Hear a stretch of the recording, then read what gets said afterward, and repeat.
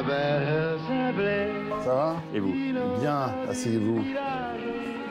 On m'appelle Sablé. Pourquoi cette barbe? Ça, vraiment, ça c'est une question, François-Olivier Gisbert, vraiment, vraiment, ça, et pourquoi pas? On m'appelle Sablé.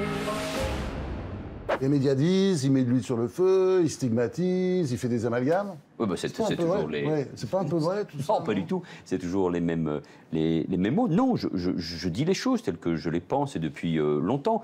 Et puis surtout, ce qui compte, c'est sa propre cohérence. C'est-à-dire, moi, j'ai le sentiment que ce que j'ai dit sur la montée de l'antisémitisme, sur cet antisémitisme nouveau, cet antisionisme, cette haine d'Israël et des Juifs, qui est portée notamment dans les quartiers populaires, et souvent par des individus de culture, de confession musulmane, et loin de moi, d'ailleurs, de créer l'amalgame. On m'appelle Sablé. Pourquoi vous êtes intervenu, par exemple, dans cette polémique entre Charlie Hebdo et Edoui Plenel et Mediapart? Mais enfin... Pourquoi? Parce que ça ne vous regardait pas, d'une certaine manière. Pourquoi ça ne me regardait pas? Ça nous regarde tous. Charlie Hebdo, je me sens pas forcément, je me sentais pas avant janvier 2015 en adéquation avec les idées, la philosophie, le ton de Charlie Hebdo. Donc vous n'aimez pas l'humour? Ah si, mais même à mon détriment. Mais à ce moment-là, Charlie Hebdo, et d'ailleurs ça avait commencé avec le procès sur les caricatures de Mahomet, à ce moment-là, Charlie Hebdo, c'est la France. Et nous sommes tous Charlie. Or, aujourd'hui, en expliquant, comme le font certains, que Charlie Hebdo, ou moi, mais mettons ma petite personne de côté, Charlie Hebdo fait la guerre, pour reprendre les termes, fait la guerre aux musulmans, c'est très grave. On les désigne de nouveau comme une cible. Et c'est pour ça que j'ai pris parti pour Charlie Hebdo et pour Riss, son directeur, qui dit « Vous êtes en train de nous condamner une deuxième fois Bah, ». Donc c'est plus un débat d'idées, oui, là, seulement. Là, c'est grave. On m'appelle Sablé.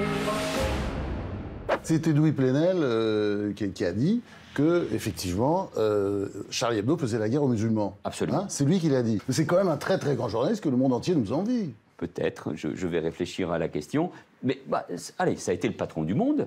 S'il y a un fou d'extrême droite ou d'extrême gauche qui dit que Charlie Hebdo fait la guerre aux musulmans, au fond, ça passe. Mais quand c'est un intellectuel, quand c'est un journaliste, quand c'est quelqu'un qui a de l'influence, qui est prescripteur, qui explique cela, lui qui a écrit en plus un livre pour les musulmans, mais quand il fait ça, c'est lui précisément qui enferme les musulmans dans une seule et même logique. Et c'est ça qui est insupportable. Donc ce débat n'est pas un petit débat. On m'appelle Sablé. Non mais me comparer à des néo-socialistes, soyons sérieux, c'est-à-dire Déa et Marquet, qui quittent la SFIO de Léon Blum dans les années 30 pour fonder ce qui sera un parti fasciste, m'accuser, moi, qui défend la République, la démocratie, la laïcité, qui suis en première ligne dans le combat contre l'antisémitisme, qui me suis battu contre Dieudonné. C'est d'abord insupportable sur un plan personnel. C'est le débat. C'est une oui, mais si le débat consiste à vous traiter de fasciste, à vous traiter de nazi, à ce moment-là, il n'y a plus de débat. On m'appelle Sablé. Il y a la solitude aujourd'hui, c'est-à-dire vous aviez tout, vous étiez au centre du pouvoir, et puis aujourd'hui, je sais pas, vous êtes obligé de coller vos timbres vous-même, quoi. Bon, il n'y a aucune solitude, heureusement, parce que j'ai un entourage, Anne, j'ai mes enfants, j'ai les amis, pas forcément dans la politique, heureusement, j'ai mon équipe de parlementaires, je suis dans un groupe parlementaire, il n'y a aucune solitude, c'est différent, mais je crois que ce qui est beau d'ailleurs de la vie politique.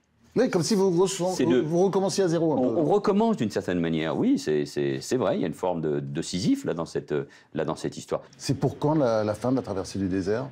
Et moi, j'ai pas l'impression d'être dans un désert. Je suis dans un autre moment de mon parcours politique, mais c'est tout aussi passionnant. Et puis, regardez, vous m'interviewez. Si vous m'interviewez, c'est que j'ai peut-être encore quelque chose à dire. Merci, monsieur Valls. Merci, cher monsieur. Bravo!